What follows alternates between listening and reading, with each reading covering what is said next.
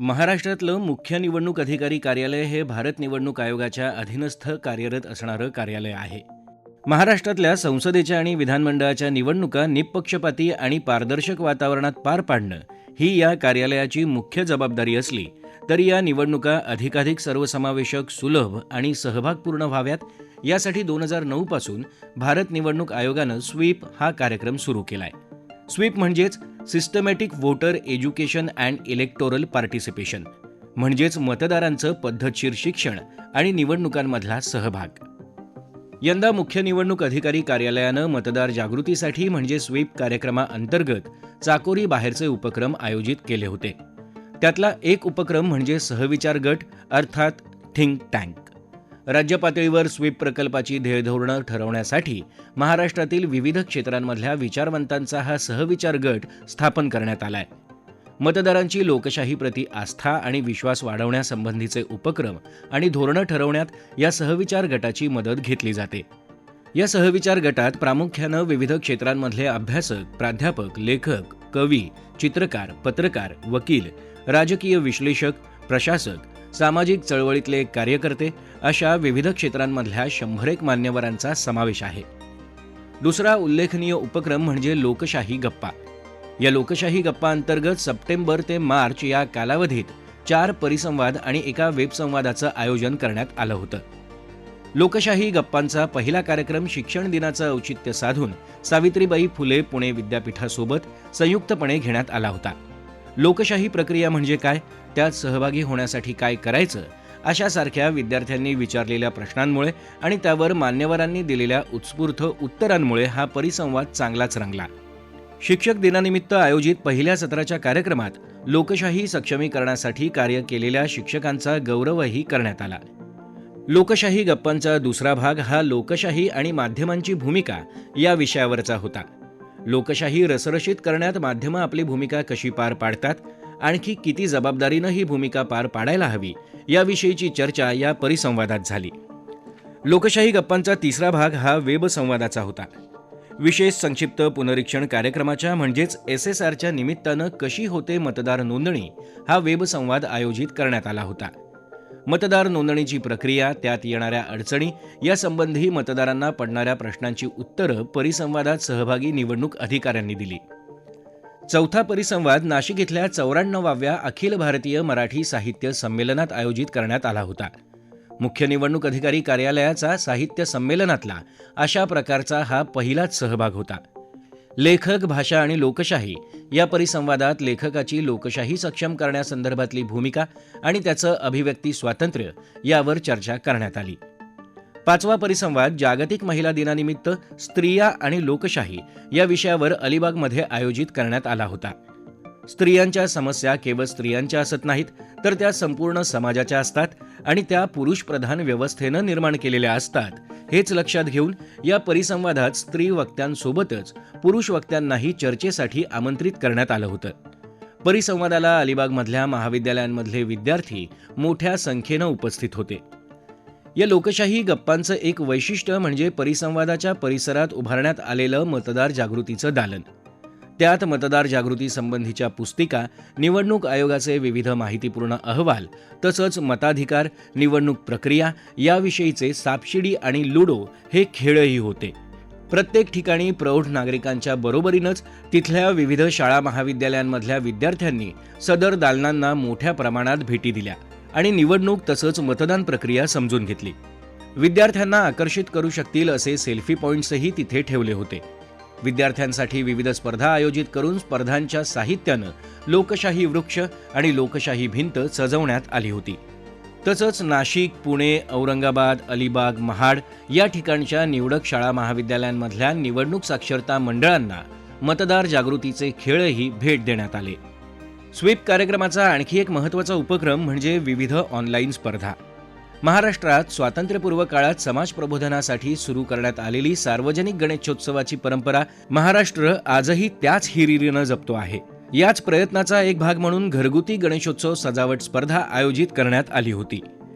देशाच्या लोकशाहीत निम्मी संख्या स्त्रियांची आहे आणि स्त्री ही संपूर्ण कुटुंबाचा आधारस्तंभ तसंच प्रेरणास्त्रोतही असते.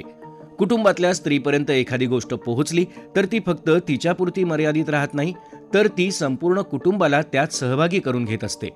स्त्रीची हीच ताकद लक्षात घेऊन यंदा नवरात्रीच्या काळात मताधिकार जागृतीसाठी लोकशाही भोंडला स्पर्धा आयोजित करण्यात आली होती.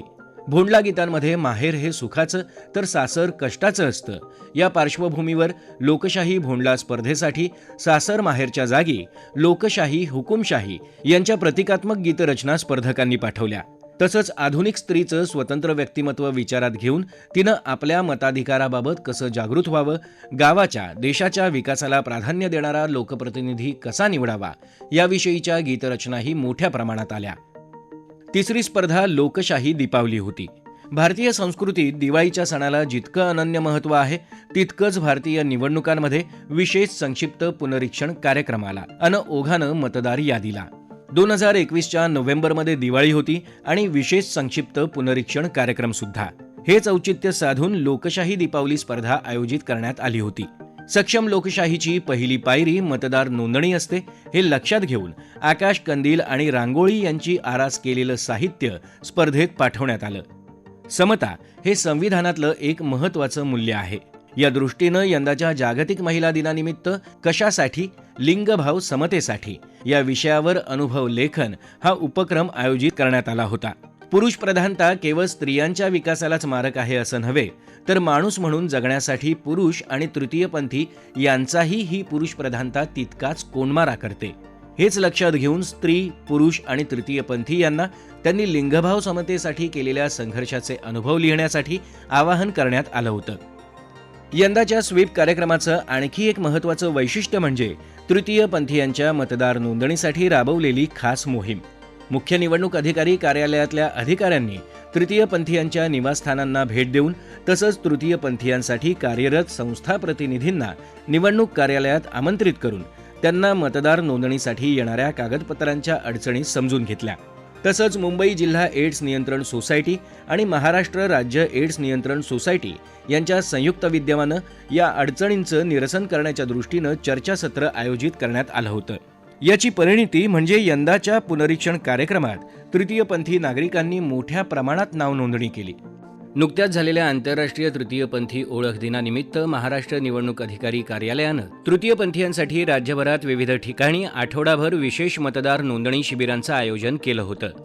यासोबतच या दिनानिमित्त 31 मार्चला पुणे इथं झालेल्या कार्यक्रमात महाराष्ट्र निवडणूक अधिकारी कार्यालयानं सहभाग घेतला. यावेळी देखील तृतीयपंथीयांसाठी विशेष मतदार नोंदणी शिबिराचं आयोजन केलं होतं.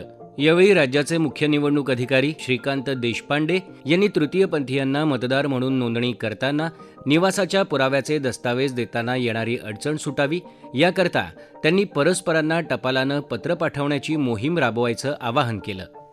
उद्याचा नागरिक सुजाण मतदार व्हावा यासाठी शाळा महाविद्यालयांतील निवडणूक साक्षरता मंडळ हे एक महत्त्वाचं व्यासपीठ आहे. त्यानुसार मुख्य निवडणूक अधिकारी कार्यालयानं केलेलं आवाहन मान्य करून शालेय शिक्षण आणि क्रीडा विभाग तसंच उच्च आणि तंत्रशिक्षण विभाग यांच्यामार्फत सर्व मंडळांच्या शाळा, कनिष्ठ महाविद्यालयं, कृषी अकृषी विद्यापीठं आणि त्यांच्याशी संलग्न महाविद्यालयांमध्ये निवडणूक साक्षरता मंडळं स्थापन करण्यासंबंधीची परिपत्रके निर्गमित करण्यात आली. मुख्य निवडणूक अधिकारी कार्यालयाकडून निवडणूक यंत्रणा, मतदार जागृती आणि लोकशाही या विषयांवरील 1 आणि 2 श्रेयांकनाचा प्रात्यक्षिकावर अधिक भर असणारा अभ्यासक्रमही तयार करण्यात आलाय. यापैकी 1 श्रेयांकनाचा अभ्यासक्रम सावित्रीबाई फुले पुणे विद्यापीठात येत्या शैक्षणिक वर्षापासून सुरू केला जाणार आहे. इतरही विद्यापीठांमध्ये हा अभ्यासक्रम सुरू करण्याबाबत मुख्य निवडणूक अधिकारी कार्यालय प्रयत्नशील आहे. यंदाचा राष्ट्रीय मतदार दिन महाराष्ट्रातील शाळा, विद्यापीठं, महाविद्यालयं, शासकीय आणि खासगी आस्थापनं, राजकीय पक्ष यांनी मोठ्या प्रमाणात साजरा करावा म्हणून पहिल्यांदाच परिपत्रके व पत्रे निर्गमित करण्यात आली होती. राष्ट्रीय मतदार दिनाला युवा मतदारांना सहभागी करून घेण्यासाठी जिल्हा निवडणूक कार्यालयं आणि मतदार नोंदणी कार्यालयं यांनीही आपापल्या परिसरातील शाळा महाविद्यालयांशी जोडून संयुक्तपणे यंदाचा मतदार दिन साजरा केला. मुख्य निवडणूक अधिकारी कार्यालयानं डॉक्टर बाबासाहेब आंबेडकर मराठवाडा विद्यापीठासोबत औरंगाबाद इथं राष्ट्रीय मतदार दिन साजरा केला. या कार्यक्रमात मतदान निष्ठेची शपथ घेऊन निवडक मतदारांना ओळखपत्र सुपूर्द करण्यात आली. तसंच मतदार जागृती आणि नोंदणी यासाठी उत्कृष्ट कामगिरी केलेल्या निवडणूक अधिकाऱ्यांना आणि कार्यालयांना पुरस्कार जाहीर करण्यात आले. राज्य पातळीवर घेण्यात आलेल्या स्पर्धांमधल्या विजेत्यांची नावंही यावेळी घोषित करण्यात आली. या कार्यक्रमाचं महत्त्वाचं वैशिष्ट्य ठरलं ते मुख्य निवडणूक अधिकारी कार्यालयाद्वारा प्रकाशित आणि डॉक्टर दीपक पवार यांनी संपादित केलेलं लोकशाही समजून घेताना हे पुस्तक. या पुस्तकात 33 लेखकांचे विविध विषयांवरचे लेख आहेत. या पुस्तकातील लेखकांना आमंत्रित करून लेखक भेटीचा आणि त्यांच्याशी अनौपचारिक गप्पांचा कार्यक्रमही आयोजित करण्यात आला होता. या प्रसंगी पुस्तकाची प्रत आणि सन्मानचिन्ह देऊन लेखकांचा गौरव करण्यात आला. तसंच हे औचित्य साधून पुस्तकाच्या किंडल आवृत्तीचं प्रकाशनही करण्यात आलं. 14 फेब्रुवारीला व्हॅलेंटाईन डे असतो आणि आजच्या युवा पिढीसाठी हा दिवस किती महत्त्वाचा आहे हे आपल्याला ठाऊकच आहे. युवा पिढीसाठी व्हॅलेंटाईन डेचं महत्त्व लक्षात घेऊन या काळात कविवर्य मंगेश पाडगावकर यांच्या प्रेम म्हणजे प्रेम म्हणजे प्रेम असतं, तुमचं आणि आमचं सेम असतं या प्रसिद्ध कवितेचं मतदान म्हणजे मतदान म्हणजे मतदान असतं, तुमच्या आमच्यासाठी संविधानाचं वरदान असतं हे विडंबन करून त्याची ध्वनिचित्रफीत समाज माध्यमांवरून प्रसारित करण्यात आली होती. शासकीय पठडीबाहेर जाऊन मतदारांपर्यंत पोहोचण्यासाठीची ही केवळ एक सुरुवात आहे. हे आणि यासारखे अनेक कल्पक उपक्रम घेऊन मुख्य निवडणूक अधिकारी कार्यालय यापुढेही प्रयत्नशील राहणारच आहे. धन्यवाद.